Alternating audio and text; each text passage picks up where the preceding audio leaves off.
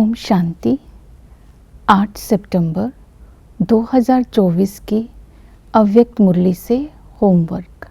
आज की अव्यक्त मुरली है, एक व्रता बन पवित्रता की धारणा द्वारा रूहानियत में रह मनसा सेवा करो।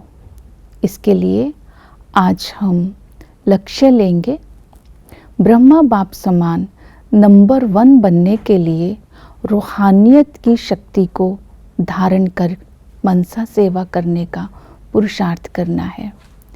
रूहानियत की शक्ति को धारण करने के लिए आज हम अपने अंदर रिफ्लेक्शन करेंगे। मनसा वाचा कर्मणा रूहानियत की शक्ति मैंने कहाँ तक जमा की है, मेरी रूहानियत कहाँ तक रहती है। दूसरा, पवित्रता की परसेंटेज क्या है।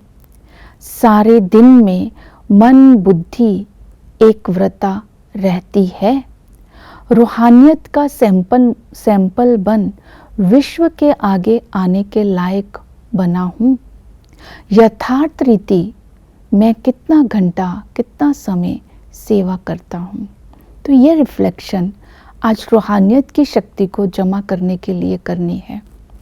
रूहानियत की शक्ति को जमा करने के लिए आज अपना रूहानियत का स्वरूप सारा दिन बना करके रखना है। जब आत्मा में रूहानियत आ जाती है तो उसके नैनों में रूहानी शक्ति दिखाई देती है। उसके चलन में, उसके चेहरे में सभी को रूहानियत दिखाई देगी, डबल लाइट दिखाई देगी। जिसके अंदर रूहानियत की शक्ति है, उसके होंठों पर जो मुस्कान होगी वो दूसरों को खुशी का अनुभव कराएगी। तो ये स्वरूप है रूहानियत की शक्ति धारण करने वाली आत्मा का। और रूहानियत की शक्ति की जो विशेषता है रूहानियत की शक्ति वाली आत्मा का हर संकल्प स्वयं को और दूसरों को शांति और शक्ति का अनुभव कराएगा। उसका हर बोल दूसरों को सुख का अनुभव कराएगा।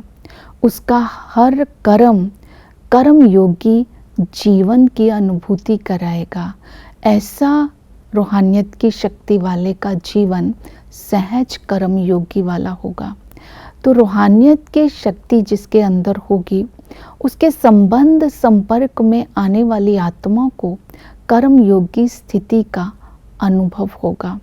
तो रूहानियत की शक्ति, ये विशेषता अपने अंदर चेक करनी है। रूहानियत की शक्ति को जमा करने की विधि है, केवल हमें ब्रह्मचर्य का पालन ही नहीं करना है, संकल्प, बोल, कर्म, संबंध, संपर्क में ब्रह्माचारी भी बनना है। जब हम ब्रह्माचारी बन जाएंगे, जैसे बच्चे को देखकर कहते हैं कि ये तो इसमें बाप दिखाई देता है, इसी तरह ब्रह्माचारी ब्राह्मण के चेहरे से बाप समान की अनुभूति दूसरों को होगी, अर्थात ब्रह्मा बाप दिखाई देगा। तो इस तरह ये रूहानियत की शक्ति को अपने अंदर धारण करना है।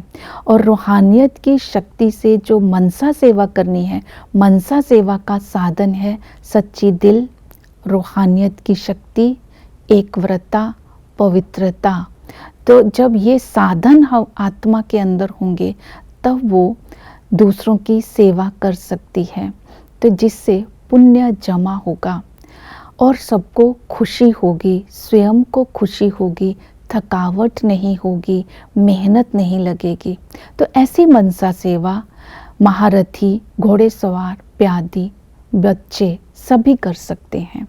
मनसा सेवा करने की जो विधि है, दुआएं देनी है, दुआएं लेनी है। तो बाबा ने कहा इससे स्व का पुरुषार्थ भी होता है और सेवा भी होती है। तो दोनों ही पुरुषार्थ और सेवा दोनों इसमें समाये हुए हैं। तो संकल्प, बोल, कर्म, संबंध, संपर्क से सबको ही दुआएं देनी है। चाहे कोई बद्दुआ भी दे तब भी दुआ देनी है, एक व्रत रखना है, दृढ़ संकल्प करना है कि मुझे सबको दुआ देनी है। दुआ देने के लिए एक तो सारा खेल साक्षी होकर के देखना है, दूसरा व्यर्थ को समाप्त कर समर्थ में बदलना है। तो तब हम जब सदा प्रसन्नचित रहेंगे, बुरी बात को अच्छी बात में परिवर्तन करने की शक्ति रखेंगे, तब हम दूसरों को दुआ दे सकेंगे। और नेक्स्ट है मनसा सेवा करने के लिए हमें मर्सीफुल भी बनना है। मर्सीफुल पहले स्वयं के ऊपर मर्सी करना है, बाप का सत्संग रखना है। बाबा को अपना संगी बनाएंगे तो बुराइयों के कुसंग से, व्यर्थ के कुसंग से अपने को मुक्त कर लेंगे। जो मर्सीफुल होगा वो हद की बातों से, हद के आकर्षण से और व्यर्थ से और मेहनत से अपने को मुक्त कर लेगा। और मनसा से दूसरों की सेवा में जब बिजी रहेगा तो दुआएं भी मिलेगी। इसी तरह डबल लाइट बन करके मनसा सेवा करनी है। ब्रह्मा बाप समान मैं संपन्न और संपूर्ण डबल लाइट हूँ। तो इस तरह जब हम मनसा सेवा करेंगे तो जो समय समाप्ति के लिए इंतज़ार कर रहा है उसका इंतज़ार समाप्त हो जाएगा, समाप्ति समीप आ जाएगी।